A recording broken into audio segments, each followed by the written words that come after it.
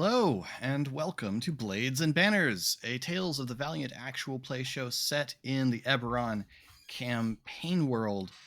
Okay, so this is now 4 episodes of both play and a Q&A where you and I have worn the same color shirt. We're just on the same wavelength, you know? We apparently are.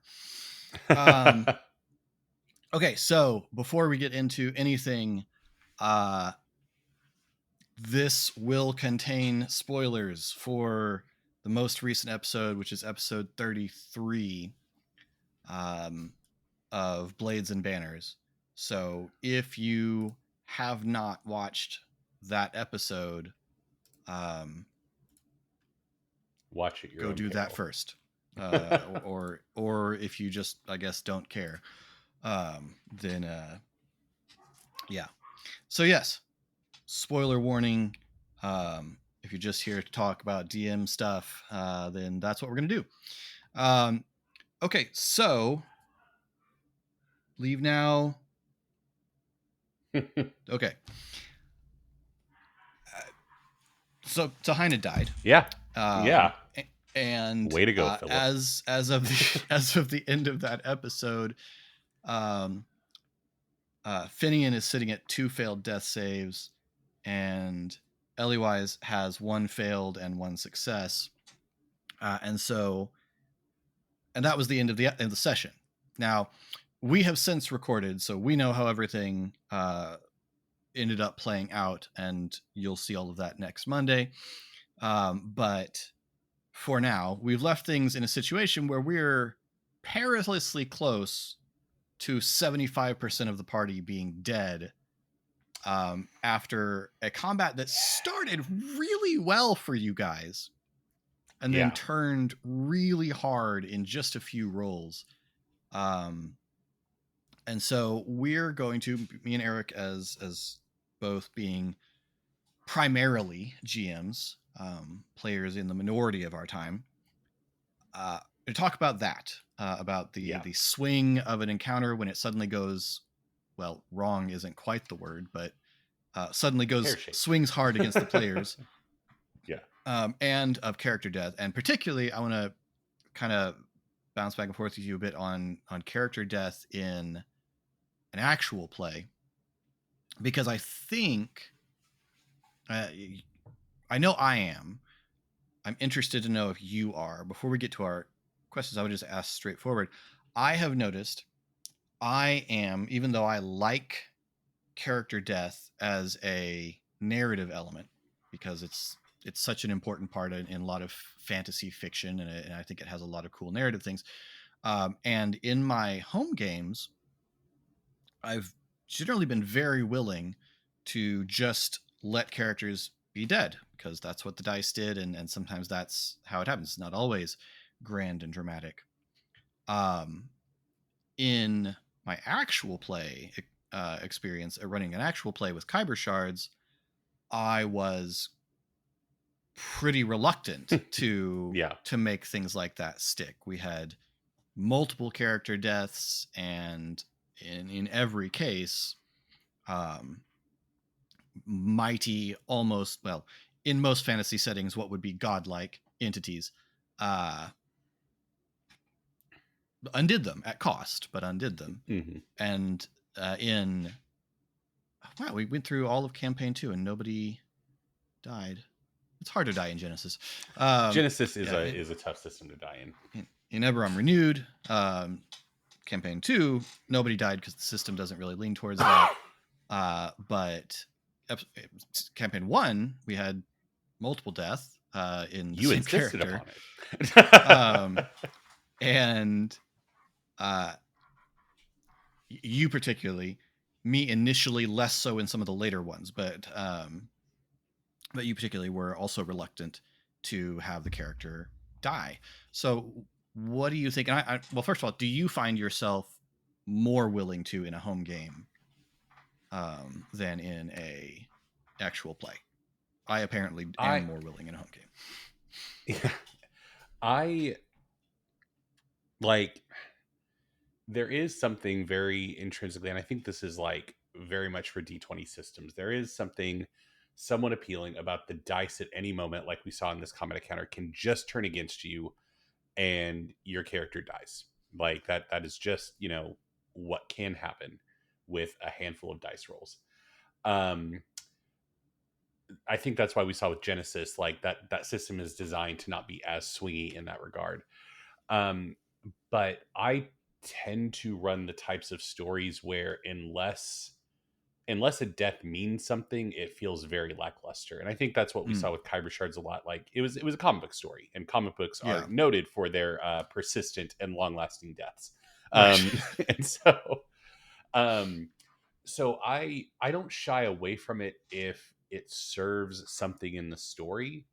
But if it's like a random encounter traversing through the woods and you get beset upon by wolves and the dice just decide somebody's going to die today, I'm always going to, like, even in a home game, err towards how can this be an interesting story as opposed to the futility of adventuring and this is what may happen.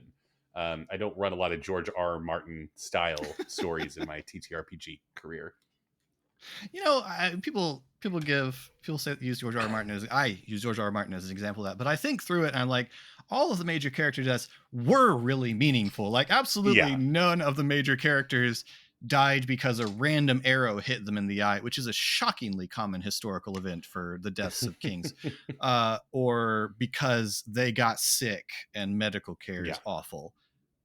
If Martin really wanted to be hardcore realistic, the odds of Jon Snow dying of typhoid should be really high.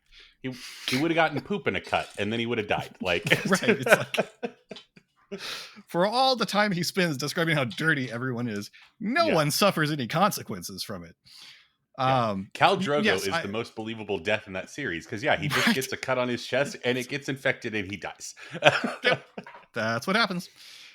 I agree. I tend to want meaning out of it. And I think this is partly, I think this is where most gaming groups have tended to move, is towards storytelling and away from the meat grinder dungeon world of the early. I mean, there are systems out there like Morkborg that have decidedly leaned the other direction. But I agree. I think it needs meaning. And I think that's one of the dangers of the swinginess. Because this combat, again, you guys laid a really good ambush. You had that great opening salvo with the lightning bolt, and then just all in one round, it swings around in the opposite direction. So it's tricky. And I think just pulling back from the Martin like I think that those are the downfalls that I find most compelling, and why I tend to play my characters pretty fast and loose with like good judgment, is because like a character's downfall or death is always more interesting when it's their doing. And so in this example, like we set a good ambush, we really in spite of our historical behaviors, we approached this combat encounter very methodically and like well thought out, I thought. And so there is kind of like this narrative impulse to reward that, unless we have done something to tip our hand to where, it's like chess. Like, we fell into the trap that was set for us, yada, yada, yada. And so that's the thing with the swinginess of D20 is, it I think suits itself much more to that meat grinder, grim dark, like sometimes the right sword strike just kills you. That's... I have had player characters die just because, that's the way the dice went. And it sucks. And we build a new character and move on. But even in those instances, there was always kind of this sense that like the person was sad their character was dead, but wasn't sad for what their character could have been. Like it wasn't like they had a lot of unfinished stuff. And so I think there was part of them that maybe didn't want to admit it initially, but was kind of excited to like introduce a new character into the story. But anytime that I've had somebody die who was really attached to their character and was clearly upset that they would not get to play that character anymore, I typically find a way out of it. Yeah. And that's usually, I have gotten into the habit of having a conversation with the player afterwards of, are you ready to say goodbye to this character? In most circumstances, there have been occasions, like with Esri's first death. This comes up in a question. With Esri's first death, I already had a thing that once I had decided the thing about Esri's mark, I had a thing for what will I do if Esri dies, because I have a cool notion for it. And so Mm-hmm. I didn't have any conversation with RA. I was like, I know what's going to happen. Yeah. Sit tight is going to be cool. But other than that, I've tended to have conversations to see, what does the player feel like this story is over, um, or are they going to miss, seeing that character develop? And that's kind of where I tend to be as well. So we have a bunch of listener questions, mostly on this. We have a couple that are GM related, or we have a couple that are Orin related. We're going to save those for next time Eric's on as a player. We have a couple that are GM related that are not about this, and I want to hit those real quick first. These are both from Josh, and I know at least this first one you and I have both talked about and used things like this. So we probably have some things. Have either of you used for your campaign longer form collaborative setting building beyond character connections to the immediate starting locale? Thoughts on using tools like that? Thinking along the lines of using Microscope, or as recommended to me, Decuma, I don't know that one, as a session 0 or pre-session 0 tool. I know we've talked about Microscope. Did we talk about Microscope on a knowledge check at some point? Maybe I think, like way back when that was a thing. Yeah. Yep. I've used Microscope. Actually, I used Microscope for a time jump. I did a time jump in my home game, and we used Microscope to fill in what had become in the time jump. And then I have used the Quiet Year as a session 0 to set up what's been going on in the initial region. Those are the two that I have used. There are some systems out there that presuppose this. There's one called, I think it's Beyond the Wall, where part of session 0 is we set out a roughly blank map of the area, and everyone gets to go around adding something interesting to the map.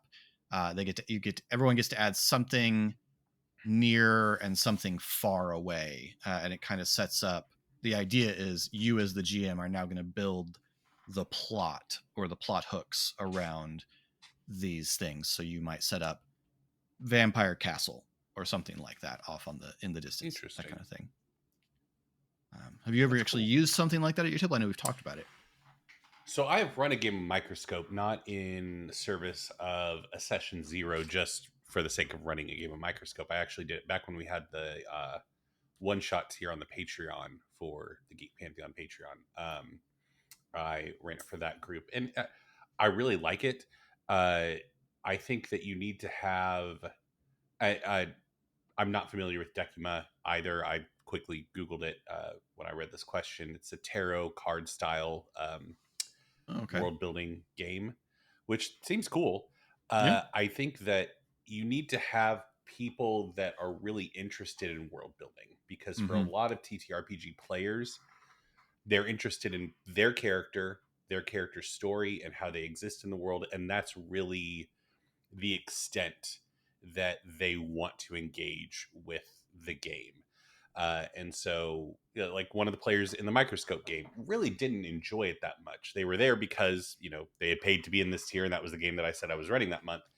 But they didn't really love it because they like much more of that, ironically, micro view of a TTRPG system rather than the macro view that you get with a world building one. I ran into a similar issue. Philip and I think you've used something similar to this in one of your home games as well.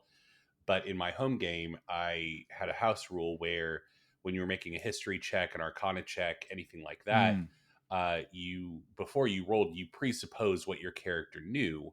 And if you succeeded, you were right. And because this was a brand new homebrew world, I didn't have a whole lot, so I wanted the players to build it with me. And that group completely bounced off of that concept. They would just be like, no, just tell me what tell me what it is. And it's like, well, no, that's not. So your mileage may vary with those kinds of systems depending on what your players are looking for. So yeah, I did do something like that. For a little while, I ran a very short mini campaign set in the world of the video game Destiny. And this was back in the Destiny 1 days when there were basically no lore. It was just these little flashes of lore, and I loved that. yeah, I know I'm in the extreme minority based on what I see online, but I loved that. I thought that was the coolest thing. I spent so much time just flipping through those little codex cards and getting just speculating snippets. wildly. Yeah. Yeah. I really liked that. And so I basically did that. I gave them the basic setup of what this is. And then they rolled knowledge checks. I let them basically tell me what they knew. And that became true in the world. And I had a little more success, but it was like half the group thought that was really cool, and the other half just like, I don't want to have to improvise something. What you come up with will be cooler, was kind of their sense of it. Yeah. And so yeah, you really need the right group to work with that. Microscope especially. The Quiet Year has a lot more structure than Microscope. And has these very specific prompts. And so if your group isn't all in love with world building and loves just improvising information, the Quiet Year might be easier, might be a better fit. But Microscope is really cool if you have a group that's willing to just throw random things out there without having the opportunity to flesh them out, because that's kind of the thing with Microscope is you put down the Arcadian incident, and you don't get to define that. Like, it's there. Yeah. This is the thing that happened. Someone else might come along and define it further, and so it's not yours. And that's hard for that's hard for me. Like, I want to tell you what the Arcadian incident is, but yeah. So Microscope is great for a certain group of people.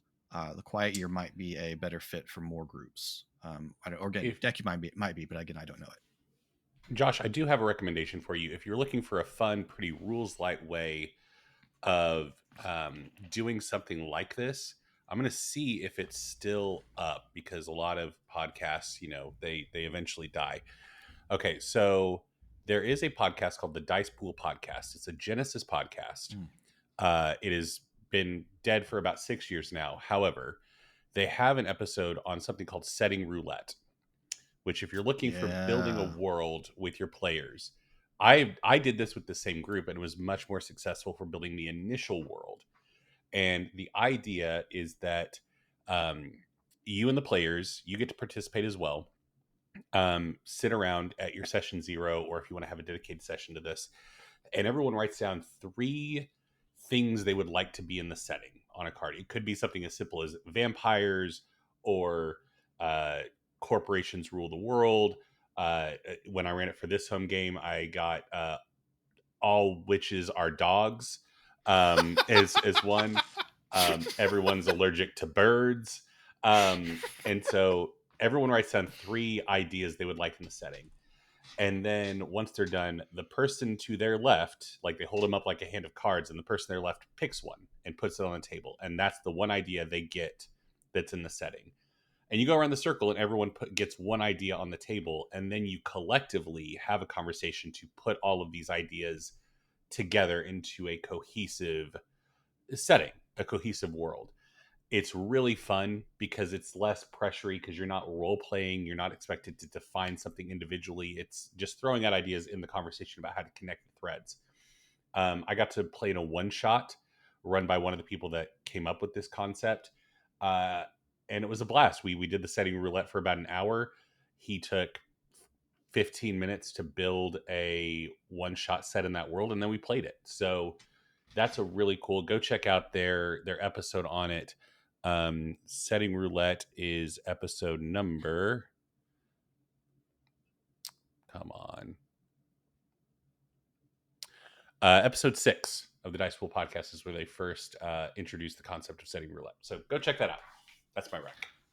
And then if you want for the Quiet Year, if you want to see it in action, one of the seasons of the Adventure Zone, they start by doing, I think it's called Ether Yes. Sea is the season. Yes, the ocean one. Yep. Yeah. They start by doing the Quiet Year to set up the world.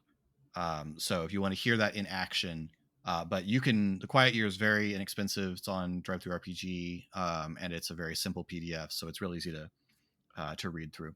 So anyway, Josh's other question that I don't know, you may have, I'm going to have a hard time answering this. You may have an easier time. Any tips for finding a regular group, either as a player or as a GM, when your existing friend group isn't necessarily interested in the sort of TTRPG you'd like to play and run? So I'm interested in this question because it says the sort of TTRPG you'd like to play and run. Does that mean if that means that they like TTRPGs, but just not the one you'd like to play in and run, man, there's so many TTRPGs out there. Offer to say, one of my friends suggested this for a thing. We never did it, but he suggested it one time, was that everyone who was interested in GMing would run a one shot using the system they thought would be cool. And then the group could decide which system did we have the most fun with. And that's how you find the compromise. But in terms of the larger problem of finding a regular group, if your group isn't interested in playing at all, I don't know how to say this without sounding like I'm bragging. I'm really lucky. I have always had a group of friends who are interested in doing this since I started doing it. I've never been in a position where I needed to go find people to play with. They've always been there. And so I don't know how to do that, to be honest, other than be on a minorly successful podcast with a good Discord, which will put you in touch with a bunch of nerdy people who are also interested in playing, and then have a more extroverted friend like Eric who will talk you into going to a gaming con where you'll meet a bunch of other people who like to play TTRPGs. And even though you're an introvert, some of them you'll like and want to talk to. Yeah, I like, Josh, if your friends that are into the hobby don't like the type of TTRPG you want to run, your options are, so I kind of have this with my home game right now. We had been playing D&D 5e, and then I made them switch to Nimble just because I didn't want to continue giving WotC money via D&D Beyond anymore. But we just wrapped that campaign, and we're having our epilogue session / session 0 this Sunday. So yesterday from when this, 2 days from when this episode comes out. And I told them we're doing City of Mist, which is a Powered by the Apocalypse based system for the next campaign.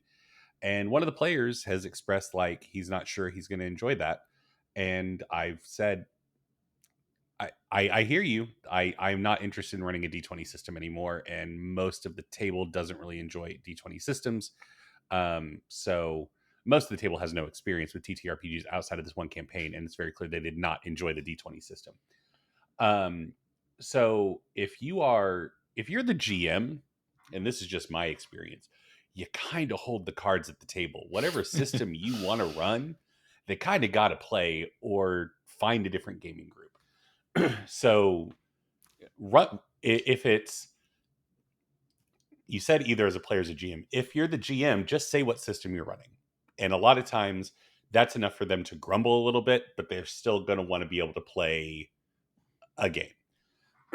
As a player, you could do what I've done to my dear friend Jeff, who is on Eberron Renewed, in that when Jeff and I first became friends, the nerdiest thing about him is he sometimes watched Doctor Who.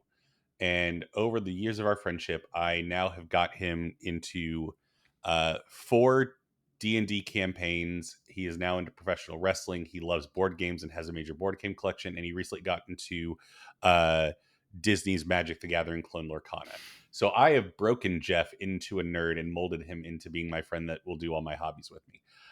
Just find a friend and do that to them. It's a long game, though. You gotta go slow. Yeah. You can't go all at once. Yeah. It's the frog in the water thing. Yeah. And I mean, same with Colin. Colin was not a TTRPG person for years while we were friends with him.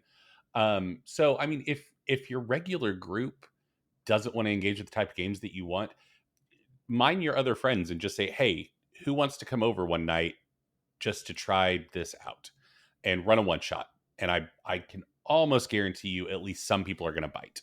So there are a good number of board games that are solid gateway games yeah, into TTRPGs.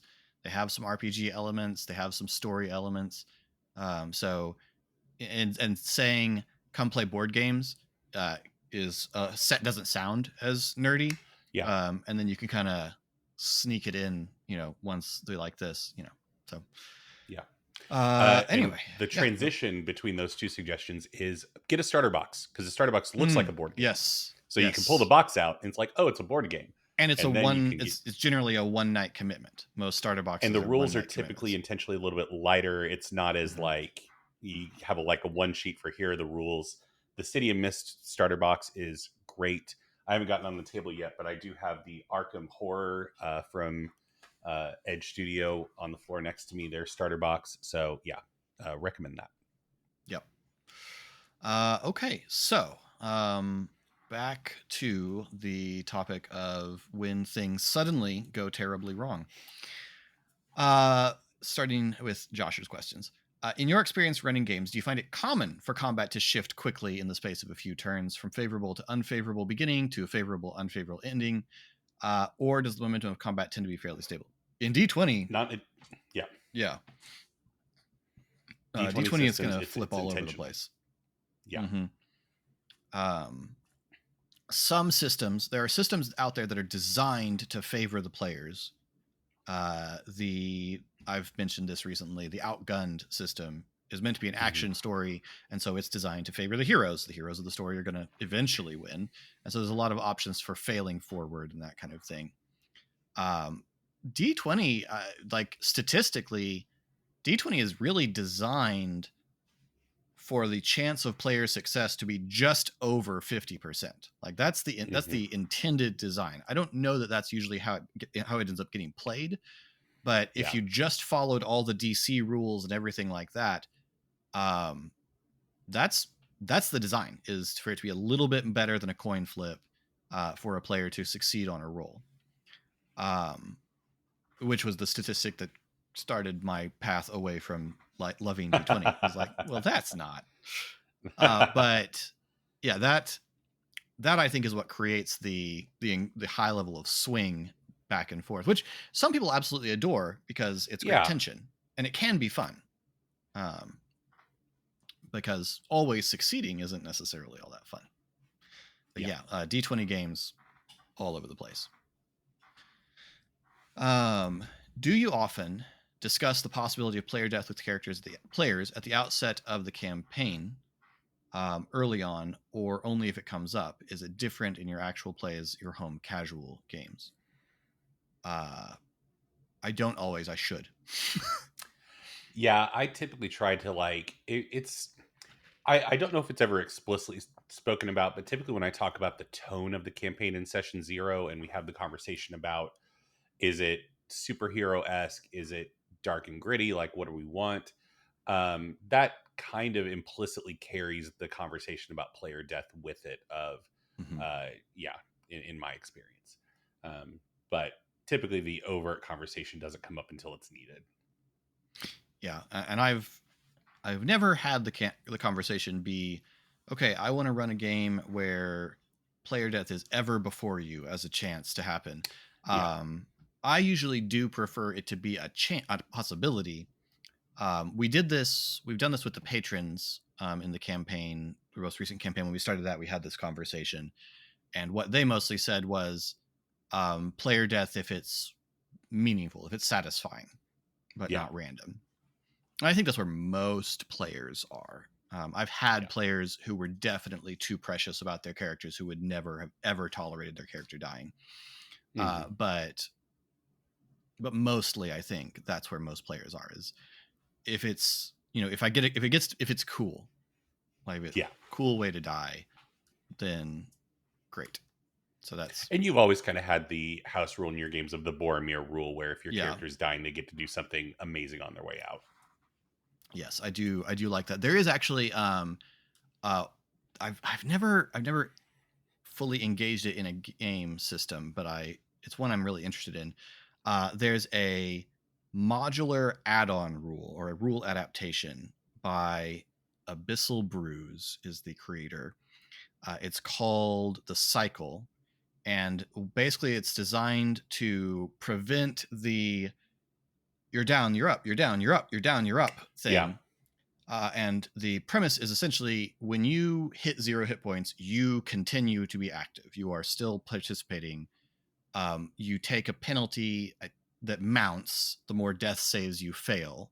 And when you hit 0, when you hit 3 death saves failed, you still die. But the whole time you are still there, able to fight, able to do most things. And the trade-off of that is if you get healed, your failed death saves stay with you until a long rest. Yeah. And that's an interesting concept, and I would possibly be interested in just adding that into a game, because I like that as that feels more real. Even if we're just going for very similar here, that feels more real to how people die in combat. Yeah, I've seen a similar house rule homebrew, that I think is pretty elegant for D&D 5e if that's what you're playing, where you just take the exhaustion rules, and once you hit 0 hit points, you get first level of exhaustion. And every round, and you're still participating in the fight, you still get to do everything, but every round that goes by, you get another point of exhaustion. If you get stabilized, you don't automatically get a point of exhaustion, but if you get hit rather than losing hit points, you get another point. So it's that Boromir, like taking the arrows. And I think the levels of exhaustion actually fit it pretty thematically, because your speed drops to 0, you drop to your knees, and you're just like swinging your so I've always really liked that, just because it takes an existing system and just says, just stick it on here. That's a solid idea. Yeah, and it's a little bit longer to deal with it, because it's 6 levels instead of 3 failed saves. So yeah, that is pretty good. Josh says, any tips for keeping cool and moving forward when player choices or dice rattle you regarding what's happening in game? You stay cool as a cucumber all the time, Philip, so why don't you lay it on us? I'm just like, it looks like it. There are some tells. My hands, this is a tell. You can see we're in the last episode, as things start to go wrong, my hands are more steepled, they're more up here. I've gotten better about not covering my mouth because we record. But there is a tendency to go like, and so it's here. Also, I'm just sweating profusely. You can't tell that on the camera, but I'm sweating profusely when that's going on. I break out in a cold sweat when I'm like, oh no, I'm about to kill someone. So it is a great sense of dread. I have a reasonable poker face, and that's the extent of it. Is I guess in terms of like actual tips, remind yourself it's just a game. Like the stakes are actually incredibly low. It's just a game. You're telling a story with your friends, and even if it ends up just not at all what you wanted, you can always call the session there, or pause the session and have a conversation as a group. What do we want to do here? Like, I've only once had I guess I've never actually had a genuine TPK. There have always been survivors who have escaped from even disastrous battles in my games. But in the event of something like that, obviously, pause. Let's talk about this. What do we want to do here? Is this the end? Are we playing it old school, and this is just the conclusion of this story and we start again? Or what do we want to do? It's a game. Remember, it's a game. The stakes are actually pretty low. Yeah, I think something that has helped me a lot is, and in Genesis this is required, and with D20 systems it's optional, but not rolling behind a screen anymore helps a lot in keeping cool, just because there's no ability for anybody to accuse you of fudging the numbers either way.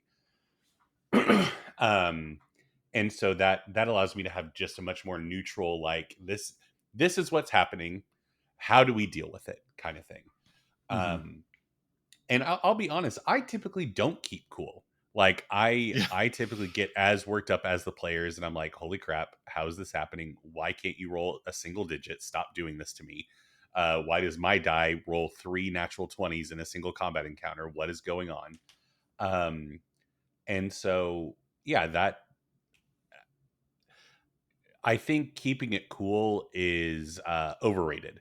I think letting your players see you sweat and get worked up and be like, oh crap, oh crap, oh crap, helps a lot. Now, moving forward, yeah, I mean, having the conversation, acknowledging the potential emotions at the table. Don't be the like neutral storyteller in that moment. Don't be Yeah. like, the dice have spoken. Just be like, hey, this sucks. What, like, let's talk about what next steps are. Yeah. And That the attitude of we are together playing a game is important there. It's not the I read somewhere, I don't know if this is true. I read somewhere that Gary Gygax's platonic ideal was that the GM was like behind a full curtain yep, thing and no one could ever see him. He was just a disembodied voice yep, narrating. Um, I guess I get where that comes from, but no. yeah, um, so yeah, be in it, be in the moment. It's okay. yep. Any tips for managing your delivery of story tension and stakes to keep players or viewers, listeners, on edge when the story calls for it? Um, Eric, do you have any like tricks you like to use or ways you keep yourself in that mode? I mean, when the stakes are high or there's a lot of like, I want there to be a lot of tension because I'm a pretty extroverted, gregarious, like fun-loving guy. If I start to get serious, then that typically helps to get my players Yeah, to go, "Oh wait, what's going on?" So I'm typically such a goofball at the table that if I'm like, "Okay, like here's what's happening right now," and kind of drop that facade, it helps a lot. Um, and I mean, it's tough because I think, unlike other forms of media slash art, you're so reliant on your players for this. hmm If you have players that are knuckleheads and are cracking jokes every 30 seconds, it's going to be almost impossible to build super tension. Um, but if you have players that are willing to go there with you, then getting a little bit quieter, forcing them to listen harder. Um, I mean, I love Brendan Lee Mulligan having like the special dice tray for like high stakes rolls and yeah, stuff. Box of Doom. Yeah, yeah. Yeah, having something to designate like, hey, this is a big deal, also can work. For viewers slash listeners, I don't know, y'all. You tell me what I do right because I certainly I don't was gonna know. say, yeah, that's like Uh, we were. I was in the watch party for this episode, and everyone was like, "Oh man, Philip, you did such a good job of building the tension." And I'm like, yes, I did. yep. And it was on purpose. That's me being a master actor. The truth is, I was as freaked out as anyone else at the table, Hmm. Yeah. metaphorically table. I spoke slowly because I was staring at that die because I knew what that die that I just rolled meant happened. And Yep. yeah, I mean, for doing it deliberately, slow down, just Yep. slow down. I nervous tends to speed up our talking, and so slow down, take a breath, pick your words. If you have something that you know is going to happen, like it's not something that's gone crazy, and you want it's know it's gonna be you want them on edge. It's okay to script something for yourself if you need a description to hit just right. Yeah. Um, you know, Eric will do this with things in the other podcast, like in Eberron Renewed a while ago, we found this underground chamber that Eric was having us explore, and there was like a video is the wrong word, but there's like a projector recording of a thing, and I assume you had written down what it was going to Yes. say because it needed Yeah. to be precise and it needed to hit the right tension. And so, if you've got a particular note you're trying to hit, write it down ahead of time. Something wrong Yep. with reading off of a script when the moment calls for it. If you're running a published adventure, it's got all sorts of scripted things for you. So script for yourself if you need to. Um, another. technique that I use for maintaining tension and stakes when the players are trying to plan and talk through a decision. Um, Never underestimate the power of a random dice roll and then just Yeah, scribbling in your yeah, yeah, yeah, notebook. yeah. Uh-huh. Like, and then be like, wait, Eric rolled something. What? Okay, we need to pick this up. We need to pick up the pace. Something's going on. So yeah, Matt that's my Mercer's favorite tool. Matt Mercer is apparently a big believer in hourglasses. Like he Mm, apparently has a ridiculous collection of hourglasses, and if the players are trying to plan something and he just wants to put some tension on it, he'll just grab one and just flip it over and set it in the middle of the table. Not because something scripted is going to happen when it runs out, but because this will make the players try to rush in through the decision, that sort of thing, and also kind of prevent the hours of yeah. round and around in a circle for planning. And so that's an easy way to do it. You just got to make sure it's not too short of a time limit. I'm just now thinking there's probably, if you get like a digital chess clock where you have like the button that Oh starts and yeah. like, Mm-hmm. there's probably something really effective you could do at your GM station with that, of like Mm-hmm. roll a die and then hit the button and the timer starts. And then like after 30 seconds, roll it again and then roll it after another 30 seconds and then stop the timer. And just like, yeah, that would Mm-hmm. drive a table crazy. Yeah. Lots of things. So lots of ways you can Yes. build the tension without having to really improvise anything. Just things that the players will interpret as adding to tension. And then, what's your preferred beverage and/or snack of choice while running a game session / while playing or while planning for future sessions? Ah. I'm never successful at eating while running a game. I there are always whenever we have people over to play, my wife always makes food and there's great snacks and things like that. And I'll get a plate of things and it'll just sit beside me, and then 2 hours later I'll look over and it's still there. Yeah. Yeah, I generally don't eat a lot. I drink coffee typically when I'm planning for future sessions. I drink coffee constantly. I'm drinking coffee as we are speaking. Mm-hmm. Um, my preferred beverage while running the game, honestly, I don't drink or eat a lot because if I do, I have to go tinkle, and so I will typically avoid doing too much of that just so I don't have to be the one saying, "Oh my gosh, hold on, I need to go to the bathroom again." So yeah. I will often want to have a Dr. Pepper nearby, but I like it on ice and I just forget about it. And so after a couple hours, I look over and it's just melted water. Yep. And so I've kind of gotten away from that. I'll usually have some water nearby just so that I don't get too dehydrated. When it's not on a screen that I'm recording for YouTube that has rules, I will often have an alcohol of some kind while running the game. Cider usually, if you just need the specifics, I guess. So yeah, and while planning, I'm so inconsistent about where I'm sitting when I'm planning future sessions. I don't have a standard one, as I will usually work on that in a notebook wherever I'm sitting. So okay, thank you, Josh. Emily asks, Philip, I know you were prepared for the first time Ezri died in the last campaign, but were you prepared for Sohina, or really anyone, to die this episode? No.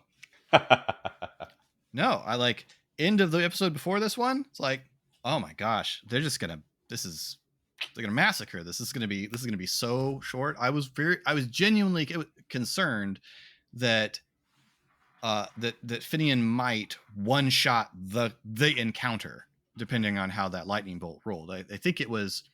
I mean, it would have to be an incredible roll, but I think it was within the realm of possibility for Finian to one shot the encounter with that lightning bolt if he just rolled insane.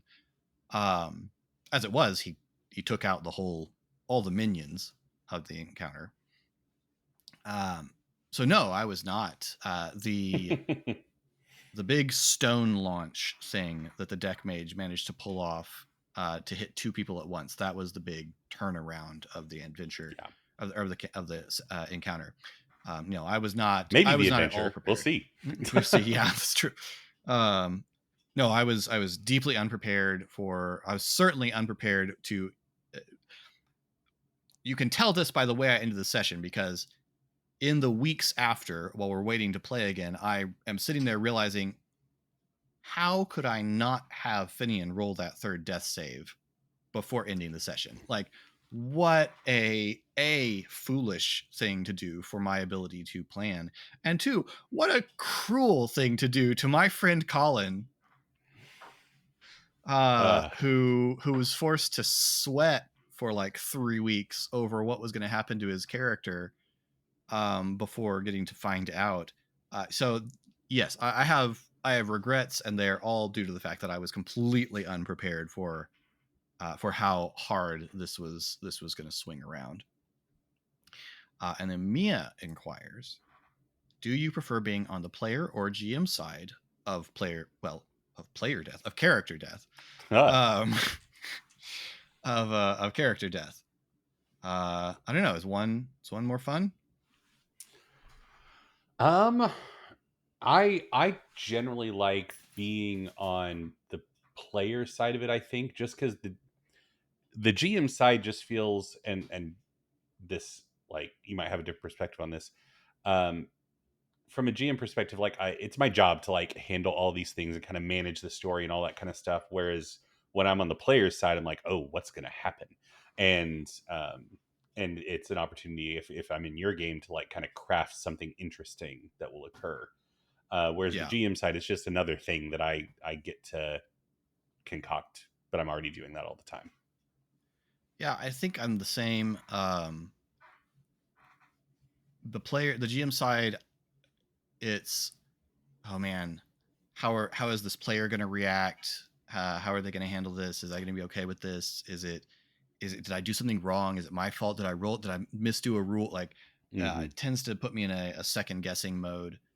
Whereas the player side, especially if it's my character, like the player side of another player's character dying is exhilarating because the whole party is trying to find Yeah, some way yeah, to pull it out, and so that's a lot of fun. As a player, if my character is on the verge of dying, um I don't know if this is I don't know if this is just me dissociating from what's happening, but I tend to fall into trying to be really encouraging to the GM because I know how yeah. I'm feeling in that moment, and I don't want the GM to feel like, oh no, Philip's going to be so mad at me. I just turn into like, I'm smiling a lot, watching excited, leaning forward, getting really engaged. Um, Yeah, the first yeah, time it happened on Eberron Renewed, I remember I smoked back then, and I went to go walk outside to have a cigarette, and you shouted after me like something like "Don't be a coward" or something, of like taking the easy way out. Like, um, so yeah. Um, so yeah, and that may just be me not wanting to deal with the emotional element of it, but I I think I am usually, not always. There are some areas where I know I am not, but in many areas, I think I am a better player because I am a GM, mm, especially in how I relate to my GM. yeah, Because I'm able to be very empathetic to what my GM is dealing with right now, and can try to be helpful. There are some areas where I'm not very good at it, and usually in terms of like lore, mm, I can be too much of a know-it-all, um, which I often solve by making my character not know anything about the world. That was how I dealt with it with Eris. Is I just deliberately picked a character who was she knew a lot about one thing, the rest of the yep, world was largely a mystery to her. But yeah, I think it's more fun on the player side because you don't feel responsible for it. yeah. You don't. I don't have to carry it. Um, so yeah, and then Mia, finally, our last question: is there a particular player death that stands out? Once again, assuming that Mia means a character death, not a Mm-hmm. player death. I've never I've experienced a never player had a death. player die at my table, um, yet. So particular character death that stands out. I mean, this one, like, If I was die at your table, you are required at my funeral to make a death save joke. oh God. Um, I'm sure your mom will love that. So I like the Sahina one hit really hard, also because Philip very dastardly put it in my hands largely, as a player. He was like, "Hey, you decide what happens to Sahina." I was like, "Cool, man." I Um, have been really good about not Monday morning quarterbacking that decision. I know all the other options, and I have not. Yeah, I know. I've been real good about it. Um, I'm sure you've but thought of them all too at this point. So that was obviously a big one. There was one in Philip and I's 3-year long campaign that was our first ever campaign co-DMing that we won't shut up about. That was pretty big right at the end of the campaign. Um, that I think was like the first meaningful player character death we had. My Yeah. character had died, but it was kind of my call to have that happen. But this was the first Yeah. time I was like, oh, the dice just decided. So yeah. Yeah. Those are my answers.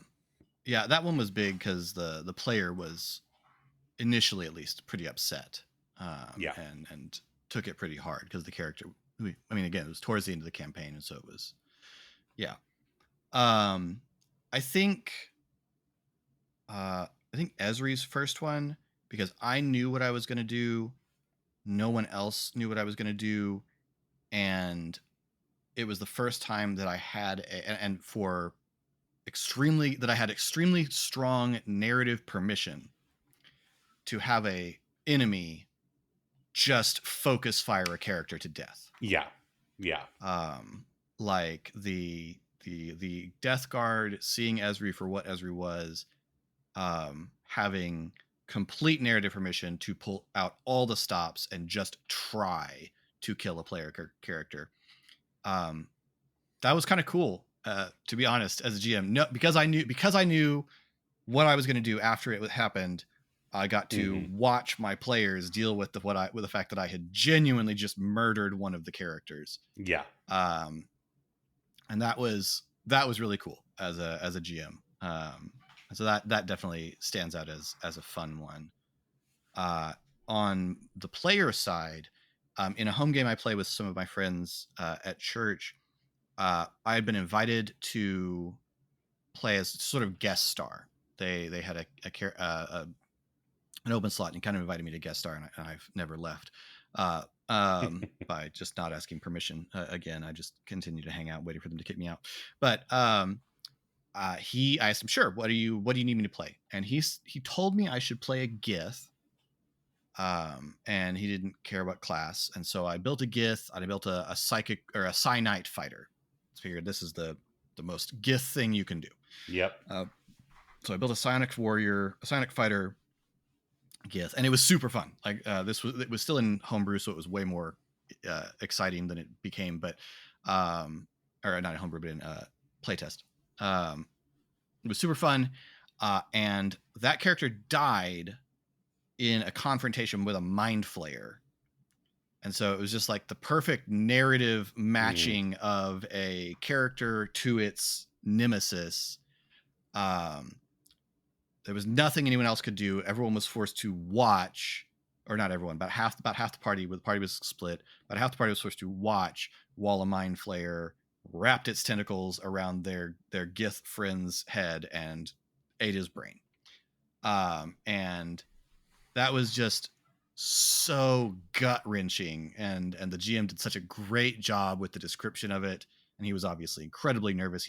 This was his first time killing a player character at all. And it was the most cruel way of doing it. And so it was great. That was just a perfect alignment of narrative and what actually happened from the dice rolls. And it's really cool when that does happen. So that one definitely stands out. Well, that is all of our questions. Hopefully this was useful to you as a GM and interesting to you as a viewer in general. If you'd like to get in touch with us and tell us about your experience with player character death, please do so in comments or come over to the Discord, which you can find the link to in the description, along with links to all of our other things. New episodes of Blades and Banners come out on Monday. New episodes of the Ship's Log come out on alternating Fridays. And until next time, thanks for rolling with us. Bye.